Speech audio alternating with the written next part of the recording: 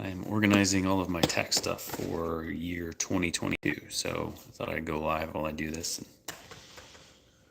we'll see what fun we can have.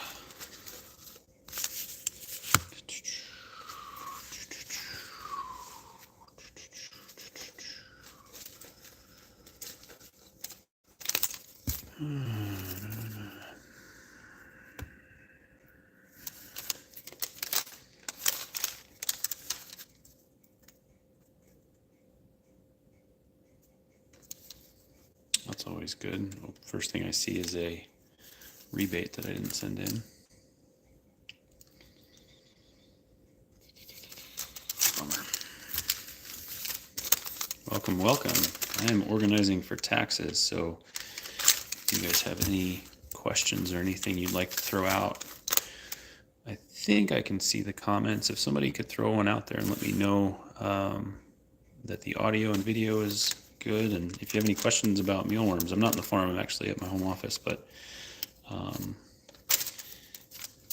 ready to chat about mealworms and questions you guys might have.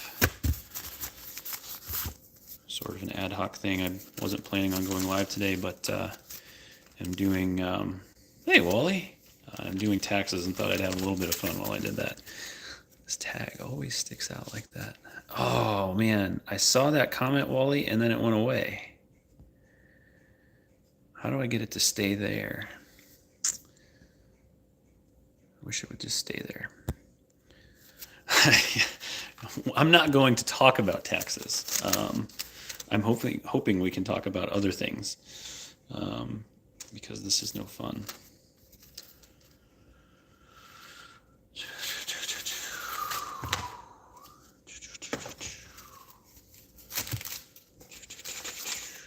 So right now I'm trying to organize all of my receipts for all of my local customers. For the most part, they should be in order. I'm feeding, so just listening for a while.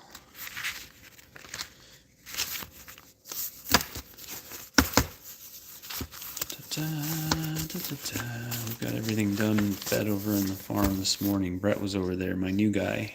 New technically. He's been there for several weeks.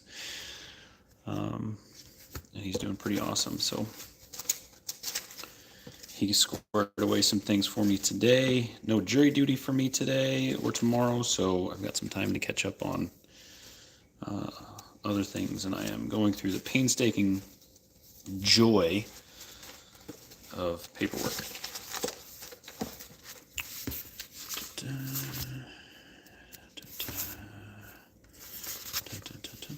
So if you guys have questions about mealworms, business questions, raising your own colony questions, anything I can help with, just let me know. Or if you'd like to sit quietly and commiserate while you do your own paperwork. Wally with Supreme Geckos is doing some feeding. There's always work to be done, right?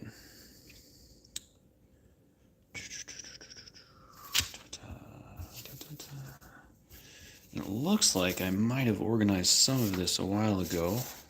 So thank you, Past Justin. I appreciate that.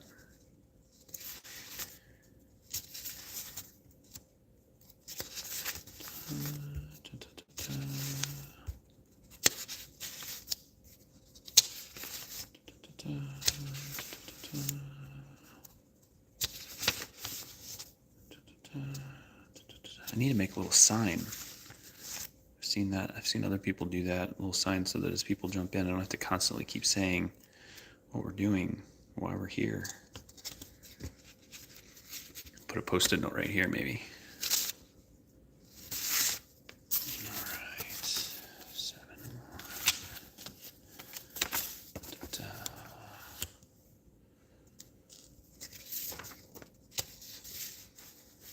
Yeah, there was some organization to this. How did I do that?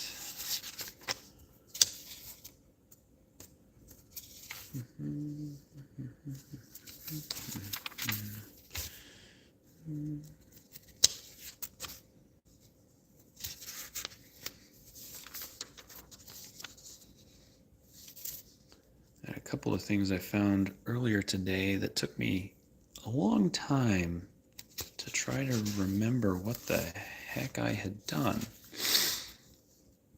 Track down where it had come from. Taxes suck. Yes, they do. They would suck less if we, in the United States, use them a little bit differently. But we will not digress into that.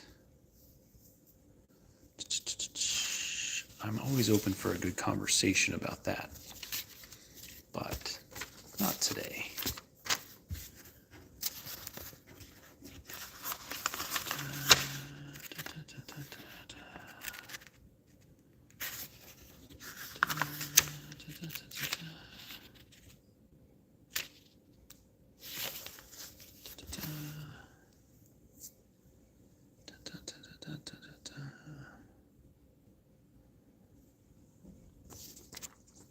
It's always fun when I forget to put a date on something.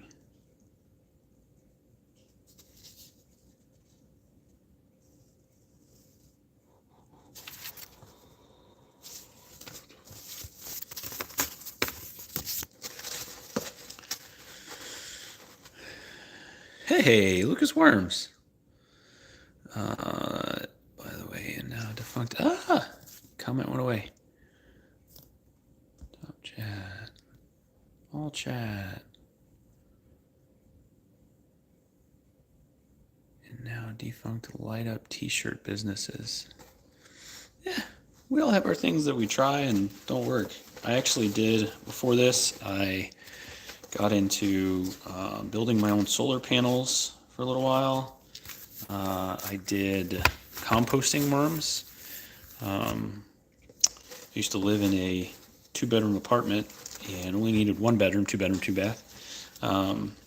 And I put the composting worms in, they were in a container in the bathtub, and did that for a while. Let's see. What are some other things? Oh, I wanted to do a green burial service where you basically just wrap your loved ones in a sheet and put them out in nature in a protected place from critters and animals and things like that, but allow them to return back where we came from. That didn't pan out. Lots of different things we try and experiment with.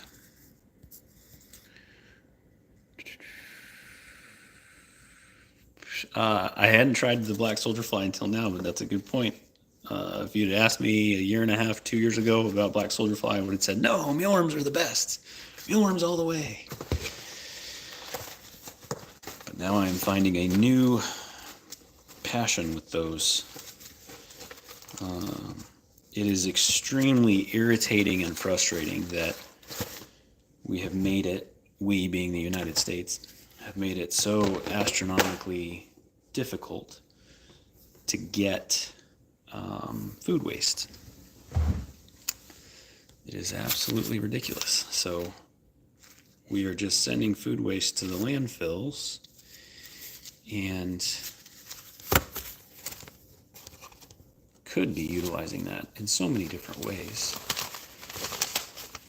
There's a server, someone asked me how many to consume a human. I ran out of the restaurant. It would not take many. And unfortunately, I know that now. I guess not unfortunately, but yeah. The deer meat and the deer bones were very shocking to me that worked. But yeah.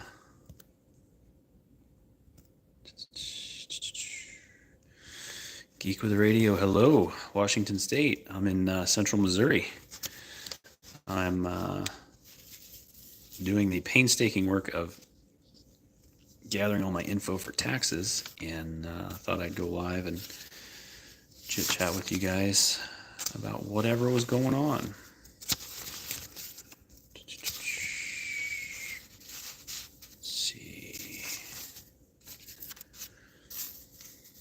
Wibble from the UK. I know some folks over in the UK, Mealworm folks.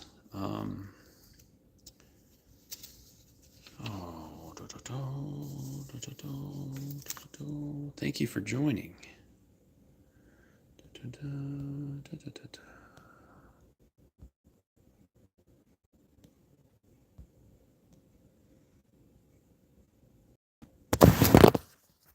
Sorry about that. I was being a true crime and said I should worry. Oh, and then it disappeared.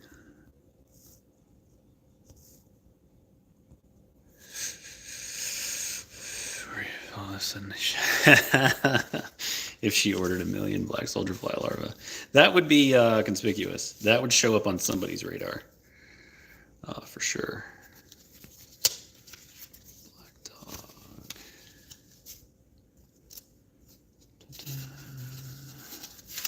That would for sure be there.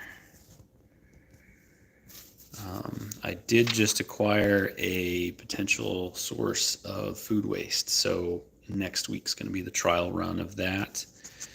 The goal is going to be to make that a routine event, hopefully.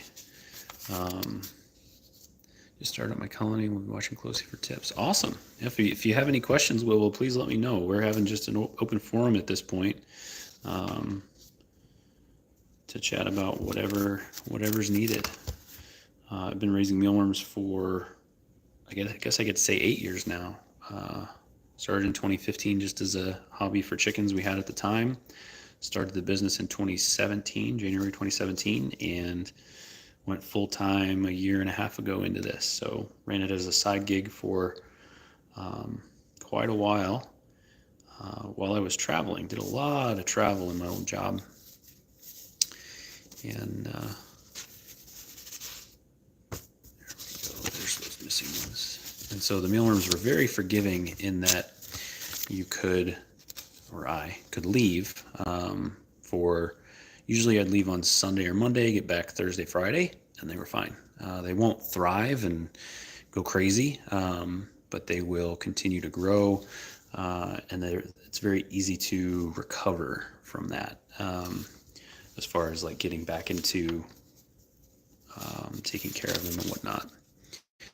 Tried to order some of the trays you have, but the company never responded back. If Geek with a Radio, are you chatting? That was from the UK, right? Maybe not. No, that was, you were from Washington. Tricycle is fairly slow to respond. So in my previous job, I worked in corporate America, and we're so used to email. Is almost, the expectation is almost that it's like instant message was when instant message first came out, of like you respond right away, right? And unfortunately, that's not the case. And so I think like my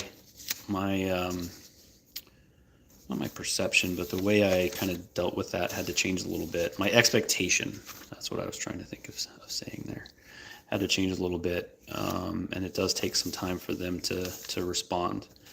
And I think that's just maybe that's a culture difference. All the business I did whenever I was in corporate America was all within the US, so I didn't have exposure to anything outside of that. And so I think that's probably what that is for the most part. If you're willing to throw that out there, what quantities of trays were you looking for? I wonder if they are running an operational farm up there too. So depending on who's there, who's available versus vacation, etc., they might be covering for each other. I know that happened for me. A couple times I reached out to Alexis, who was the main contact, and he was out of the office. One was at a trade show. Another was somewhere else. Just 20 to start. Yeah, I think that it's probably a scenario of having to prioritize what they're doing. They do a lot of experimental. I don't want to say like experimental projects. Maybe that's the way to put it.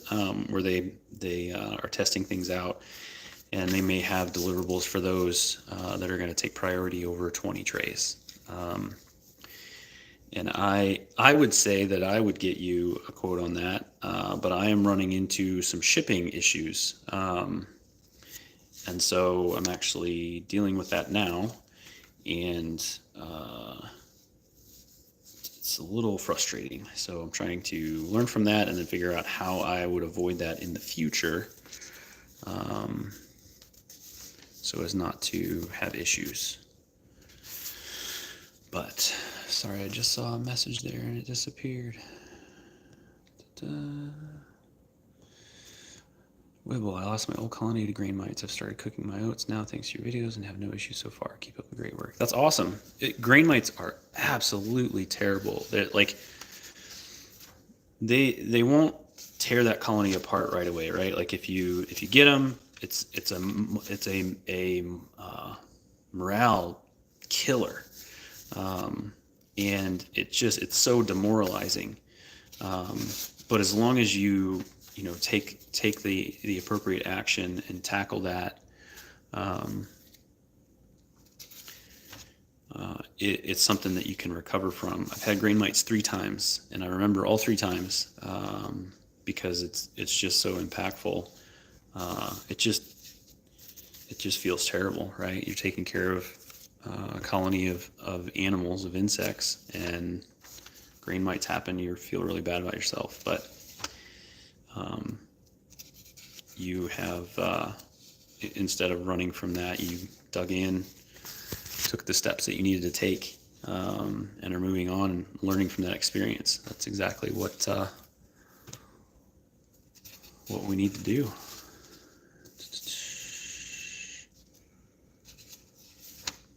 That's a little out of order.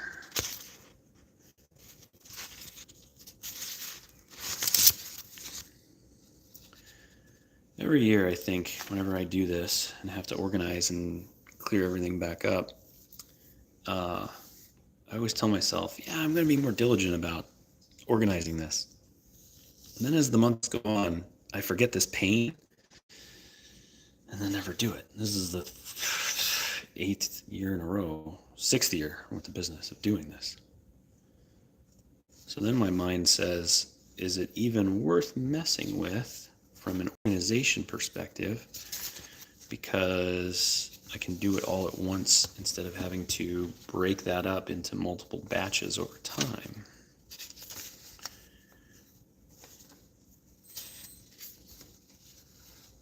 It's also interesting to see, like, in March of last year, what orders were and where they are now. It's a little lower, barely. Probably just not a big enough standard deviation change there. Geek with a radio. I don't use Facebook, so it's nice to see you live here on YouTube. Thank you. Yeah, I want to do more of these on YouTube, and I struggle with that. I started doing them at first in that Facebook group, and really gained a lot of insight, and honestly felt really good about helping out folks in that group and all the help that they've given me. And so I continue to do those and prioritize those. And my goal is to do one of those events in the Facebook group every other week, and then a YouTube event every other week. So I'm doing one live event a week, and just need to figure out how to get that scheduled in and make it happen. So that's the plan there. And it just seems like every time I start to make a little headway with that plan, something happens. So I've got some primary goals right now. I did just get 340 more trays. They were delivered Monday. That was an interesting adventure. The driver had never been here before, so he was a bit concerned. But we got that figured out. And so I'm able to focus on expanding the mealworm colony. And I have a couple dependencies I'm still working on. I need to be able to harvest faster. My original thought was to do that with machinery, and that horizontal sifter is not working out. So that is on pause permanently for right now, and I am working on basically replicating the sifting tower, that black tower with multiple levels, replicating that so that we can start sifting as when we do the harvest process. Instead of just having one tower, we can have multiple, and so that way we can get trays going and increase what we're doing. Because there's, as part of that process, it's actually a video I recorded last week, and I haven't had time to post-produce it, do the voiceover, and talk through like what it is I'm doing. It's about an hour long of me harvesting, and Wally, that's what I mentioned on one of your recent Facebook posts. I need to go through that and get that posted, but that's what we're going to try. Like, as part of that process, whenever we're harvesting that way, when they're in the 1/10 or the number 10 mesh, they need to just kind of sit there for a moment. No jiggling, no messing with, just so they can start to go down, and then every now and then a little shake. And that pause drives me nuts because I'm not doing anything. And what I'd like to do is, if I have multiple sifters available, then I can do that shake, move, do that shake, move, do that shake. So working through what needs to happen to get that squared away. The guy that I order mesh from on eBay, Koha1776, I think is his name, or his username anyway. I bought mesh from him before, so I reached out, and he and I are having a message conversation to get that squared away. I saw a comment here. Geek, how does your starter kit look for the next 2 weeks or so? Starter kit stock. It's going to be a little trimmed down because I have got, with those new trays that came in, those 340 new trays, I need to start filling those with beetles. And so there won't be as many available. But if you want to ping me, Geek, if you want to ping me, Justin at MidwestMealworms.com, and let me know that you were on the live today, and what kit you want. Do you want the small, medium, or large? What else might you want with that? And I can work on getting one reserved for you if you'd like. And you don't have to order today or tomorrow, whatever. Like, once I get availability, I think this week it's already Thursday, but large kit, okay. I will check on the beetles tomorrow. I didn't add inventory yesterday because I want to make sure that we've got enough new trays going in tomorrow, and so I'll harvest tomorrow, check and see where things are at. So shoot me an email and let me know you want the large one, and I should be able to swing that and get that out.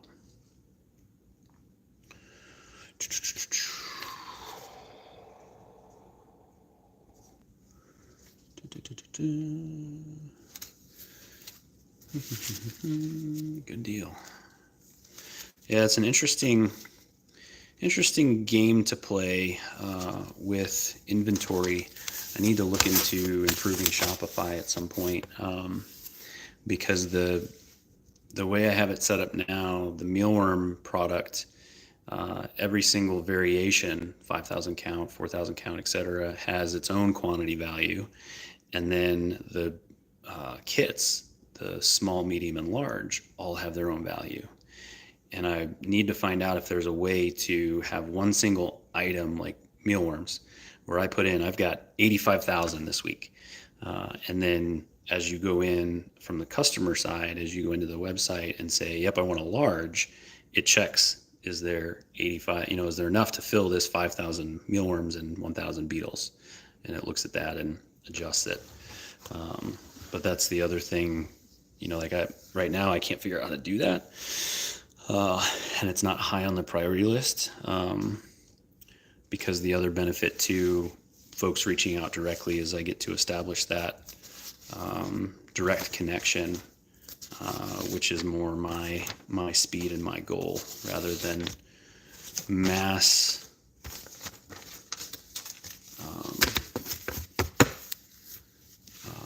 impersonal kind of outreach, I guess. So, da, da, da, da, da, da.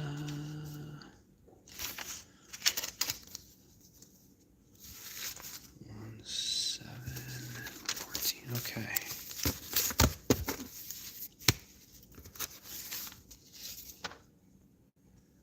Grow time. Had a couple one-off frass buyers this year. Oh, I got to do my QuickBooks stuff too. That's one of the downsides with adding something new to your process is that, like I used to do all my wholesale stuff through my Shopify. And then I started to get a little pushback from small business owners wanting the functionality that QuickBooks provides. And I got enough of it that it became worth my time, essentially, to go ahead and, one, pay for the service, but two, use it, learn how to use it, and switch folks over. So I did that, and I think it was for the better. Long term, it's going to be beneficial to get the small business folks over there. And then it's got some of the functionality that every now and then they ask for different things. So, but now I need to go through, and what that means for me business-wise is I have my numbers in multiple places. I have Shopify, eBay, Etsy, and QuickBooks. Before this past calendar year, I did not have QuickBooks. So it's yet another thing to have to go get data from. How did jury duty go? I didn't have to go. So what was sort of frustrating, and I understand why, but they let you know the night before whether you come in or not. And so Monday night, they said nope for Tuesday night, nope for Wednesday. Finally, Wednesday night, they said no for Thursday and Friday. So I was able to plan some things out, but I didn't get called in. We were looking on a couple news sites earlier this week, and it looks like the state of Missouri moved several trials. So I'm not sure what happened, but yeah, no jury duty for me. I think this was the first time we've lived in this county for, oh man, since 2009? No, since 2007. So first time I got called in for that. First time ever, really. I've lived in Missouri my whole life and never been called in for it.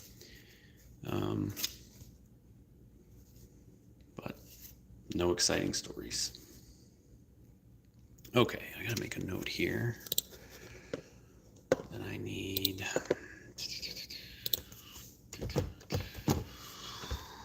Etsy numbers and QuickBooks numbers. This is the very unsexy side to running your own business, but it's necessary. It allows us to do the things we want to do.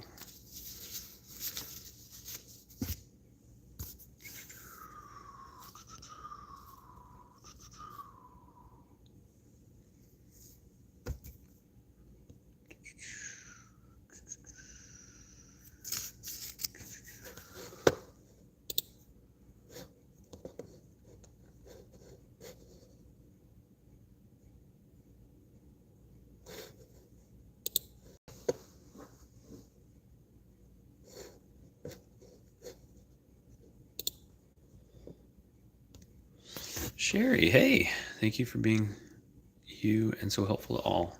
Thank you, Sherry. I appreciate that. I have found quite a bit of happiness in doing this. So there's some unselfishness there, or selfishness, sorry, because I get quite a bit out of this. So I really appreciate that, though. Many have said that my YouTube videos is the unsexy part of my business. Wally, did you run back to the phone to get that typed in real quick as soon as you thought of it? It's like coming up with one of those dad jokes. You just feel so good about it. You have to get it out there.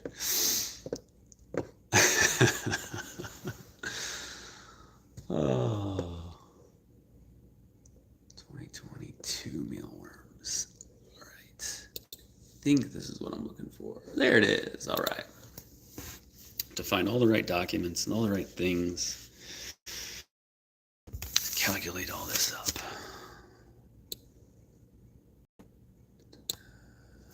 All right, so we're gonna.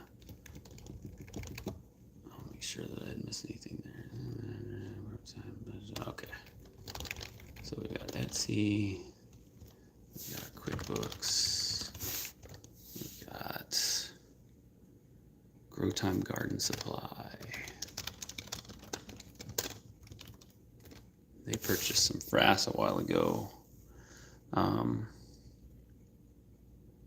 The mealworm frass has not been moving as well as I would have thought.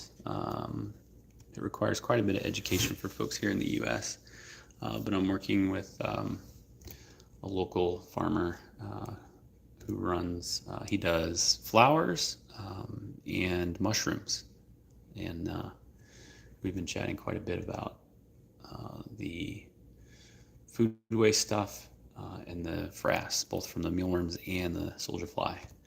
So I'm pretty excited about that. He's got a really cool operation. We went out and saw it. Ben, Brett, and I went out last week. Last week. And he walked us around and showed us how he does everything, and really, really cool stuff. And I got my mind racing. But we're going to chat some more about all these fun soil amendments.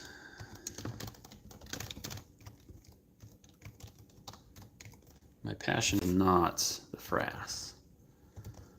Mine lies in the insects, building and operationalizing that, and then empowering everybody else to build something similar. And the latest one like my final goal for that is decades away probably. And now I've got a second one added to that. I talked about it a little bit earlier here, the ridiculousness around food waste in the U.S. and how it is impossible to acquire it because of all of the regulations in place. That's going to need to change. So I've got some ideas on that. I just need to work through what that'll look like.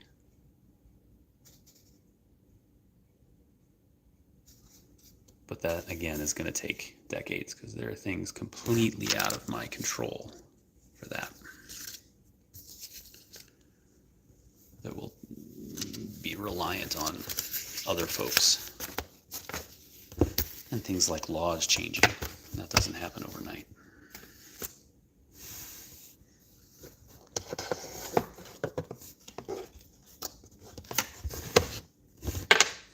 But anyway, yeah, the frass is not my thing. So this gentleman who raises mushrooms, and he used to do bokashi. So he is very into the microbes in the soil and regenerating that soil, and has been doing it for years and years and years. Feels good to talk with him and work with him and whatnot. So I'm pretty excited about what's potentially there. Because if I can get, like with the mealworms, I'm producing hundreds of pounds a month. I think we're up to almost 1,000 pounds a month right now.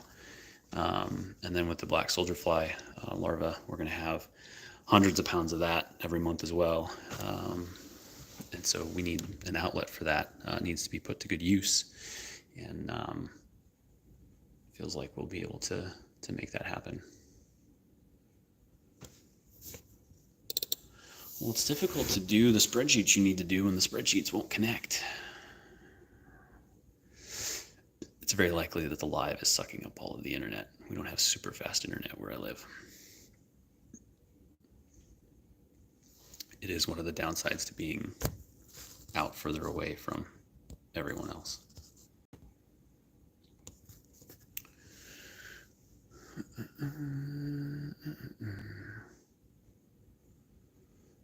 goodness, it's already 3:15. All right. Well, I'm going to try to wrap this up. I don't understand why it's stuck. Let me just see if I can open a local spreadsheet just to type these numbers in, and then I'll paste them back into Google spreadsheet whenever it comes back up. So this is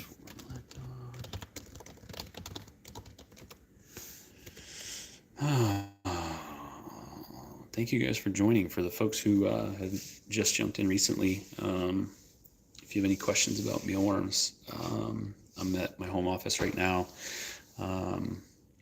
doing tax preparation. Thought I'd go live and just chat about something not tax related. Try to get some joy out of, out of all this. But if you have any questions, please let me know. I am here to help.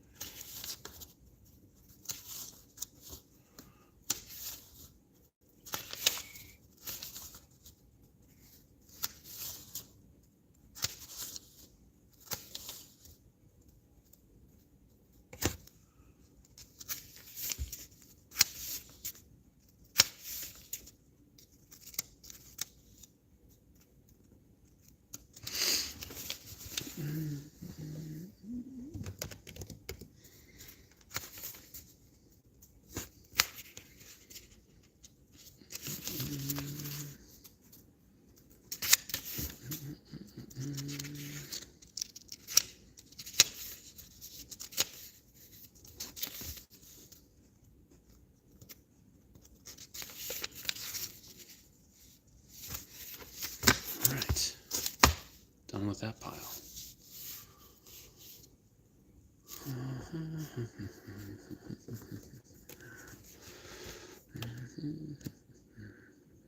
Oh, we are reconnected. Look at that.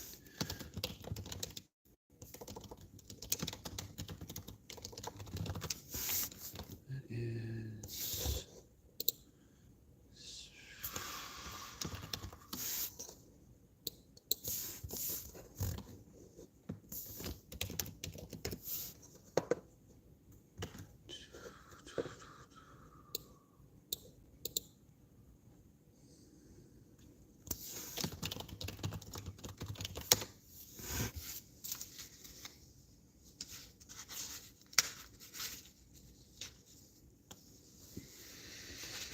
Well, that's not good. Something here's out of date, out of whack. Oh, it's just a date. Okay. Good, good.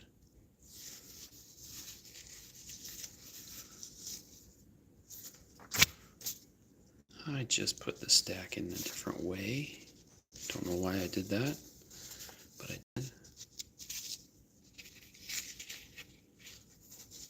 There we go. So, April. April is the best month of the year. Anybody guess why I think that is? It's a very selfish reason. April. There we go. Let me check for any comments or questions real quick. Having a pretty quiet session today. If you guys have any questions that you've got for the folks that are just joining, please let me know.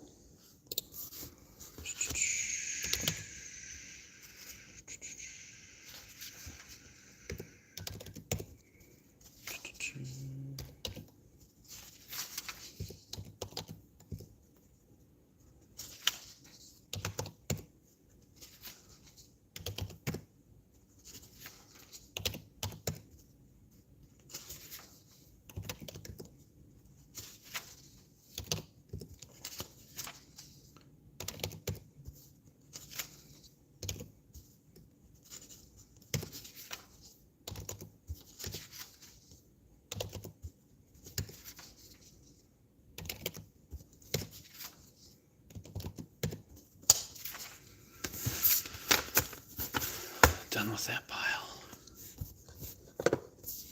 Progress.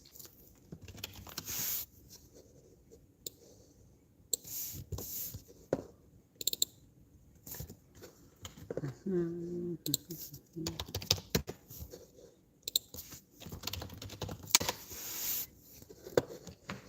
to look and see how this compares to last year. That's always the fun part, to see year over year how things look.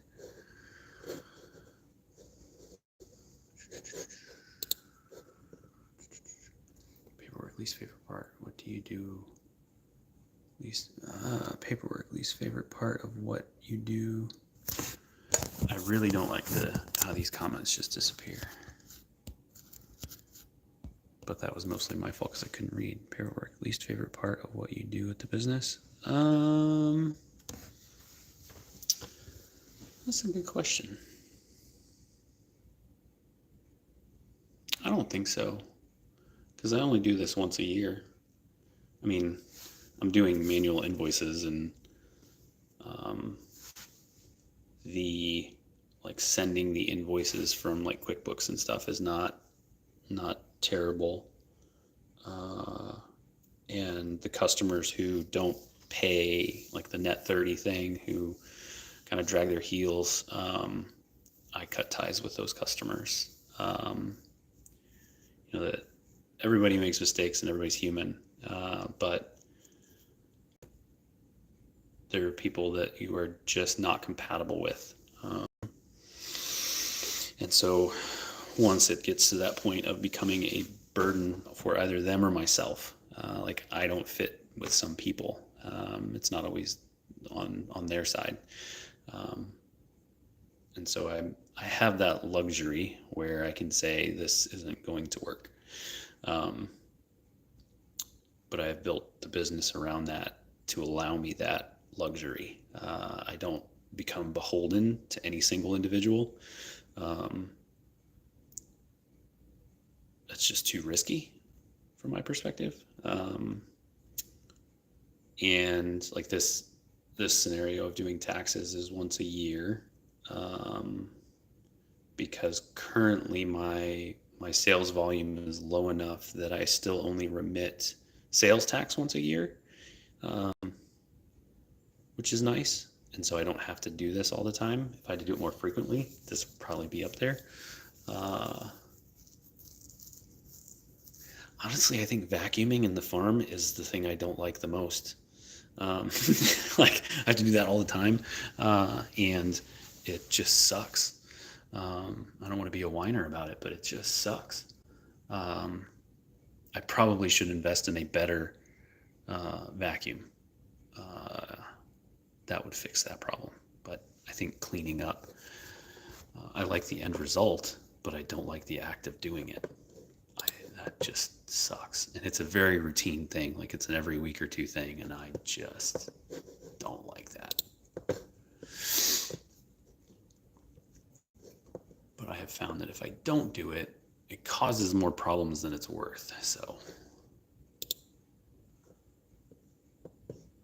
paperwork doesn't bother me because I like getting the data. Right now, I'm going to go look at what I did last year for a customer and what I did the year before, and there is a striking difference, half, between 2021 and 2022. And so I'm curious, why? What happened?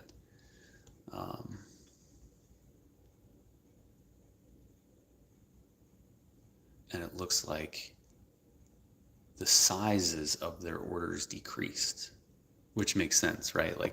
Something had to, something decreased. And so that's what I like about this, is being able to look at that and analyze, why in the heck did that happen? The quantity of orders is very similar. It looks like 15 or 16 orders over the course of the year, but the volume of those orders is much lower this past year compared to 2021. And so I'm curious to see, then you have to start thinking through why. Is it the product? Is it me? Is it, the economy? You can blame everyone else except yourself. But what I will do is look at my other customers, my other consistent customers that I have, and see what their volume is as well. My gut is telling me that things were just lower last year than the year before. Not because of anything from my business or their business. I think just in general, spending was lower on what I would consider somewhat superfluous things like mealworms. Now, the folks that need them for reptiles, right? Wally, you perked your ears up. The folks that need them for reptiles and whatnot, rehab centers, things like that, I'm not saying those are superfluous. I think that feeding birds is a good thing, but when it comes to feeding the birds versus feeding your family or paying for your health care, please take care of yourself. So I think that that's probably what happened here. But I will continue through the data fun here. And, oh, somebody just ordered. Thank you, Fred. Wherever you are. I can go look where Fred is if I wanted to, but I'm going to try to focus on this.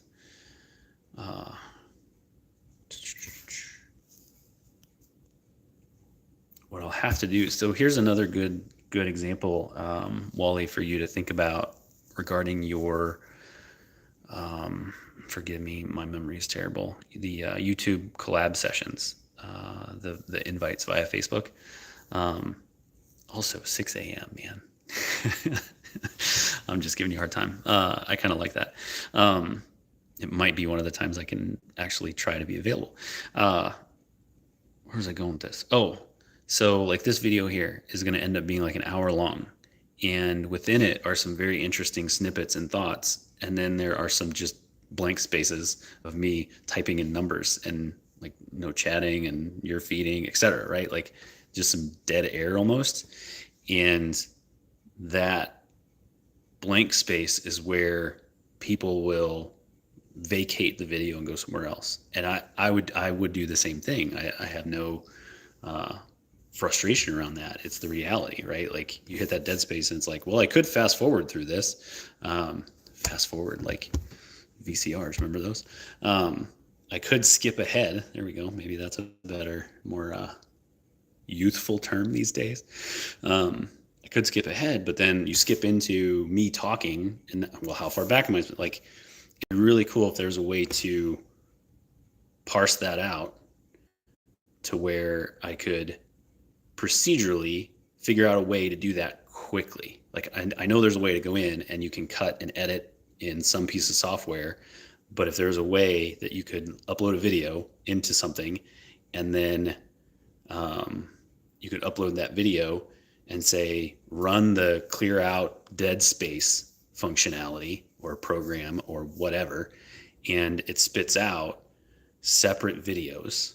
That would be what I would need anyway, separate videos that can then be uploaded and then contextualized for the description and all that stuff. That would be really interesting.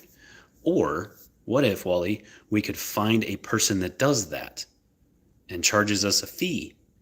And so, hey, here's an hour-long video. What's your fee to break this video apart into the parts that are speaking parts and then just put those in a Google Drive somewhere? And I, as the customer, I give you the original, hey, here's the link for the 60-minute YouTube live I did.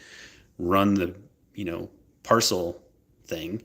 And that person runs through what they need to do, spits out, in this case, maybe 3 or 4, 5, video snippets in various lengths of time and puts them into that same drive or into a drive that I can then go access and pull down. And then I do what I need to with that from a, like, oh, I remembered this is what I talked about in there and put the description in, I'll do all that. I'll do the posting, but maybe we could find somebody that could do that for a group of us, Wally, that would make it worth their time.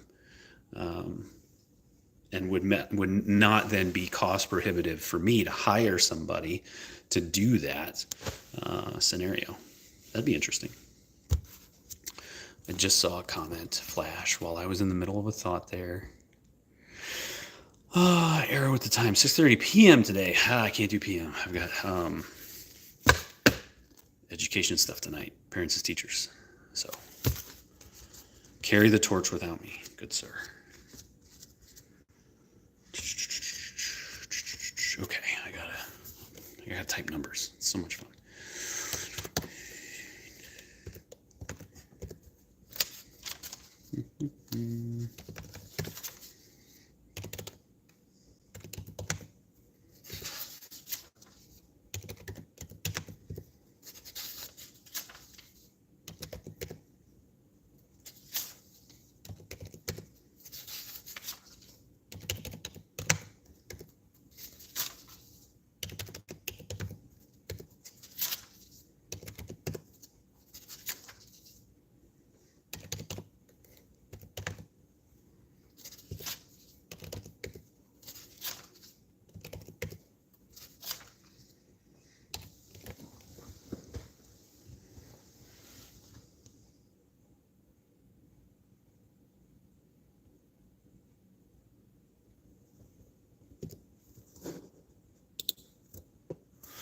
Hey, some more folks joined. Sorry, I was in the middle of typing numbers in. Yeah, I'm doing some taxes, but if you guys have mealworm questions, please ask them. I can pause from that and we can try to get some joy out of this day as opposed to just sitting here doing taxes. 6 times 0.8 times 15. Every now and then my handwriting on these manual paper invoices, these guys, is terrible. Okay, I guessed right. So that means I'm going to try to guess it next time. I have to remind myself, don't guess. Just do the math real quick and you'll be fine.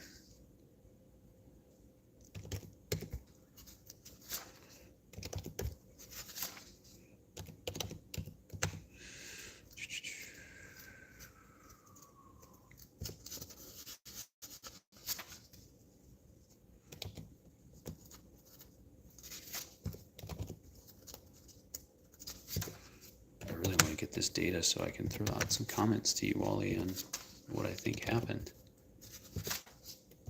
Because the other thing that's running through my mind is, am I missing invoices? Although that was a whole count. I think that pile was the whole calendar year, so it's doubtful that I did.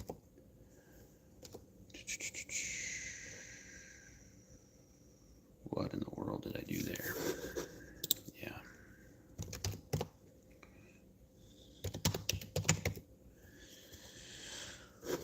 What's interesting is I have to remember not to say this data out loud because it's customer data. I don't like to release people's information and tell you how much somebody paid for something, even though it was months ago. Oh, that reminds me, Wally, I never did follow up with you about my thoughts on financials and sharing that information. My thought was to do that on a delay, maybe a year, maybe 6 months. And basically, and the reason, I think maybe I should start with the reason of why I want to do that. My goal from like the why am I here? Why am I doing this? My goal with this is to build out that 2,100 square foot building with whatever's needed to facilitate the business of selling live mealworms. And then build a repeatable process that if somebody has a farm out in,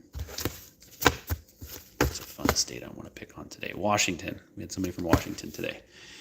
If somebody wants to start a mealworm farm out there, they have the blueprint from me on how to do it. And that blueprint is not like everything that I've done, I've posted, right? Like you guys have seen all of that. And so my goal is not to, it very much sounds like a franchise. That's kind of what I'm describing.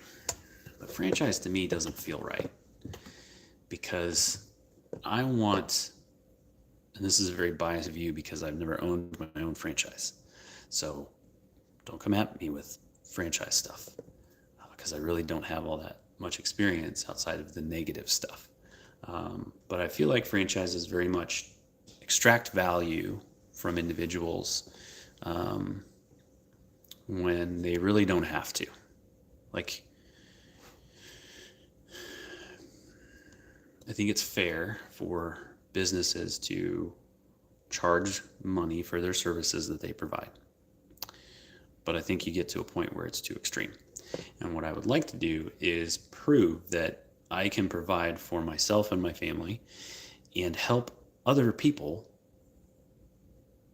do that as well. And so in order to prove that, my thought would be to, like to basically be transparent and show, like, let's say I've got 4 farms that I'm working with that are up and running. I don't want to show their financials. That's not the goal. My goal is to show mine, to say, like, I'm being compensated 5 or 10% of what they are producing or selling via the services I'm providing.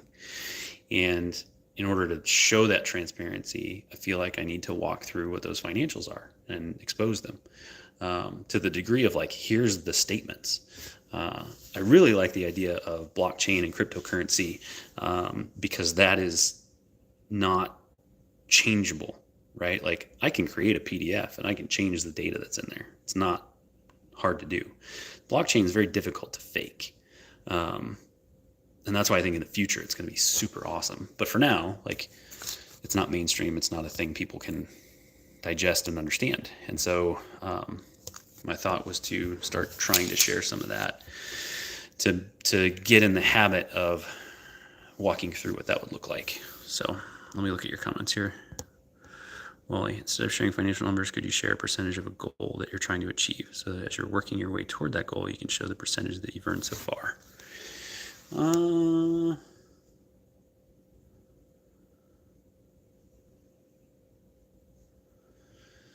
That could work.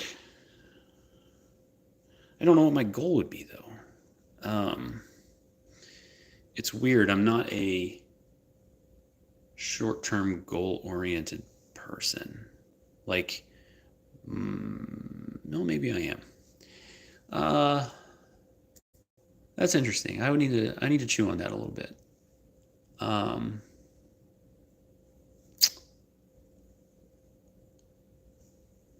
don't know what a realistic goal would be. Let me look at that again. Share a percentage of a goal that you're trying to achieve.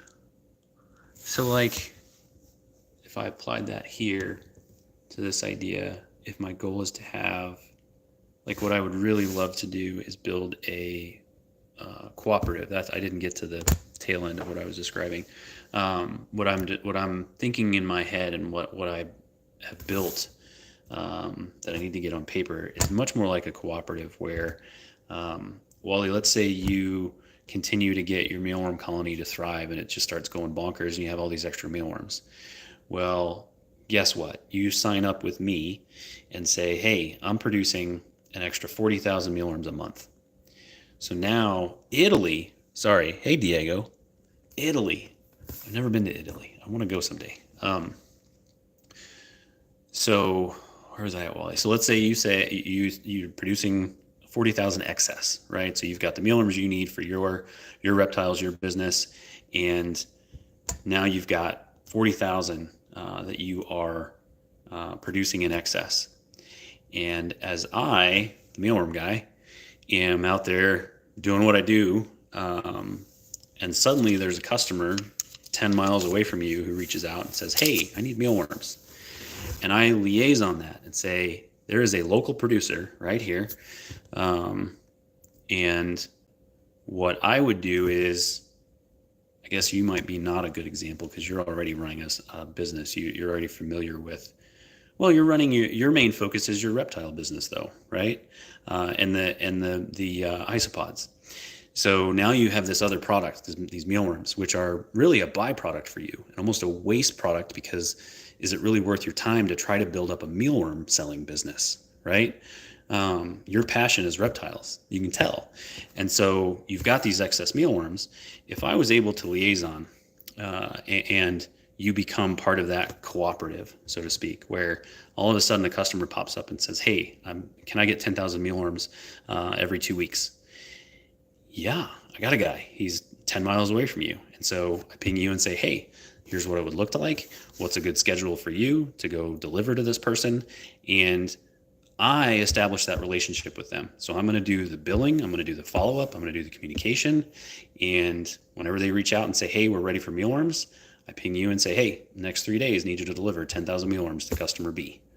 You go in, drop off, leave. And all you're doing is getting sign off that you delivered. I'll handle all the billing, if they don't pay their bill, you get paid. I get you paid. And the percentage off of that for what I'm facilitating, that's where, Wally, I get into like, how can I prove to people that I'm not taking more value and extracting more value and keeping it for myself? I want you to get that value. The world's abundant. I'll be fine. I've got the mealworms here. I'm not trying to build or be the mealworm, single producer in the United States. I have zero interest in that. And so one of the ways to build trust around that and to build the brand is really where that leads to, is building the brand of whatever brand name we come up with for that scenario, to build a trustworthy brand for both consumers and the producers, the Wallies of the world, to know that they're not being taken advantage of. And the other reason why that needs to happen is because if there's a scenario where I'm extracting more value than I should, there's no reason for you to just go to that person and say, hey, let's just get Justin out of here. What do we need Justin for? I'll deal with you. So there's a line there, but it's also more of a moral thing from my perspective of the world's abundant. There's enough for everybody. And I want to help other people do that, not take. And so to loop that back around to like the suggestion that you had, Wally, of, could you show a goal of that? It's possible. Like we could show an aspect of that, but without showing all of those financials, I think it becomes if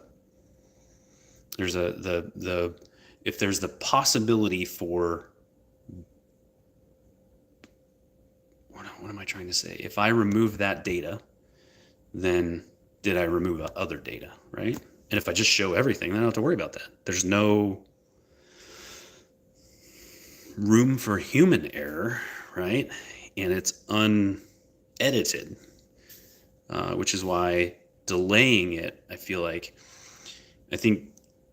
if I were to do that today with my current data, I feel uncomfortable with that. And I think that goes back to my corporate world, where in the US, we just, like corporations, we have to keep all of it because it's ours. We have to use it to make our money. Outside of that, I don't know why I'm hesitant to do that in real time. So that's why my thought was to go, okay, let's try it for a year ago, because data that's a year old is not useful from a business corporation perspective, right? Like if I talk about what my production was a year ago and what my financials were a year ago, that's not impactful, or it's not something that could be utilized against myself or the people that are a part of that business, right? Like it's not just me. I've got employees, I have customers that rely on me, etc. So that's why I feel like that'd be a good way to practice. And it would be a way that isn't detrimental to customers or myself to be able to see what happens. It's kind of like the beginner's course, right? Like I had a lot of people reach out and say, hey, the course is full. Can you start another one?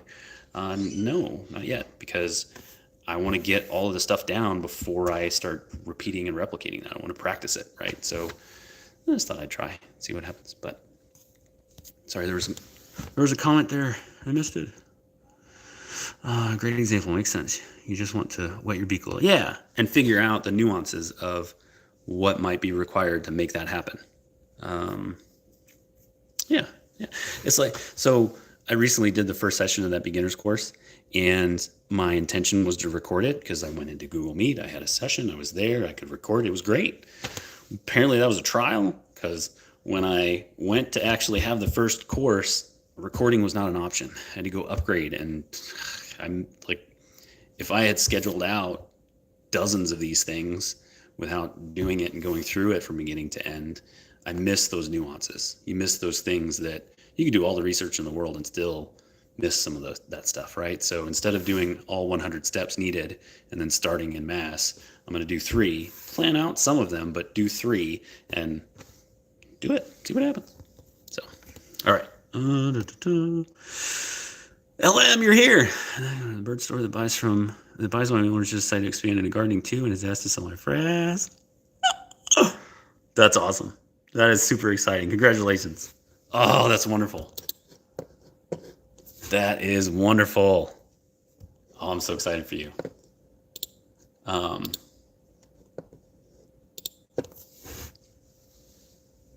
Did they? So bird store. So they're moving into gardening.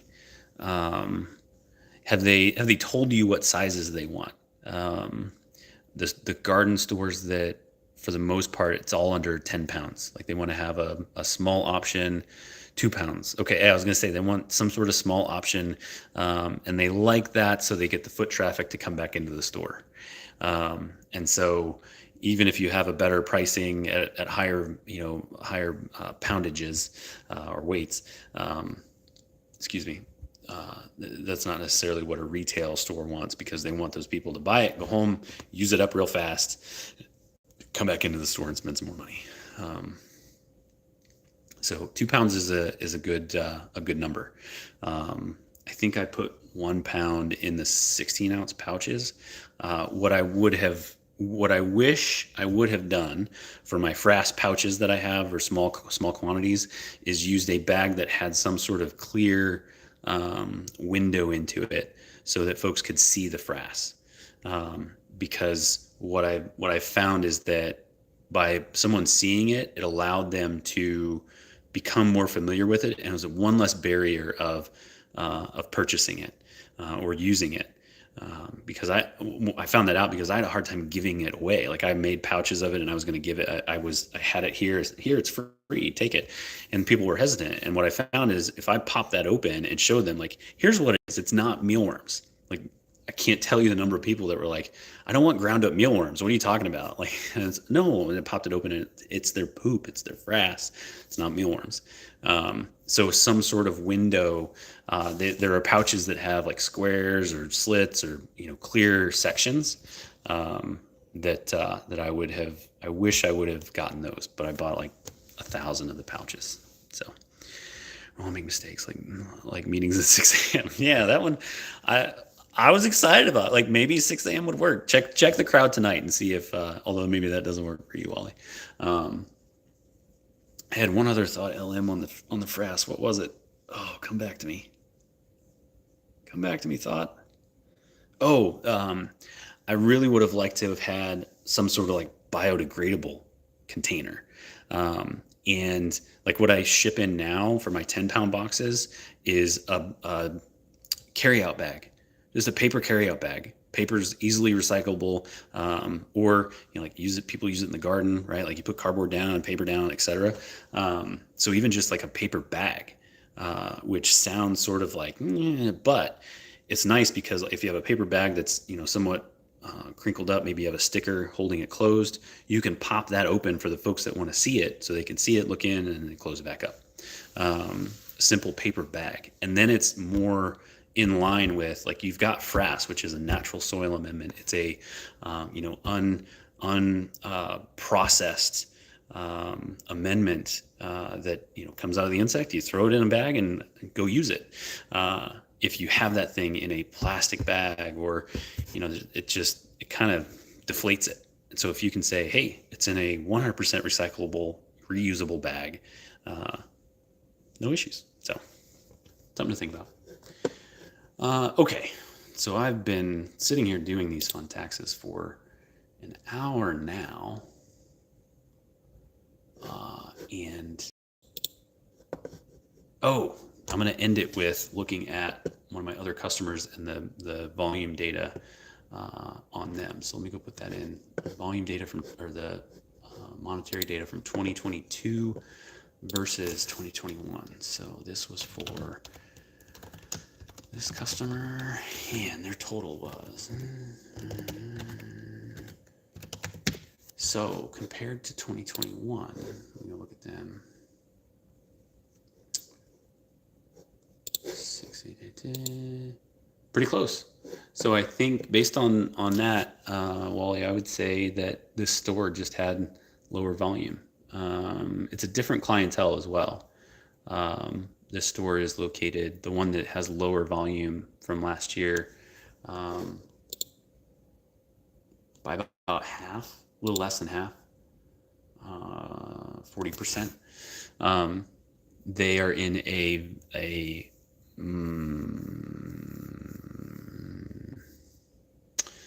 much more urban type environment, college town, professors, things like that.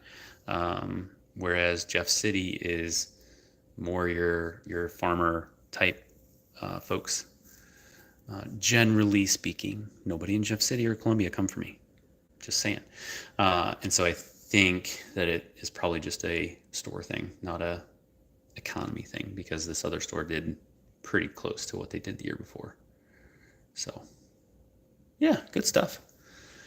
Data is fun, but putting it all together is not. It's not.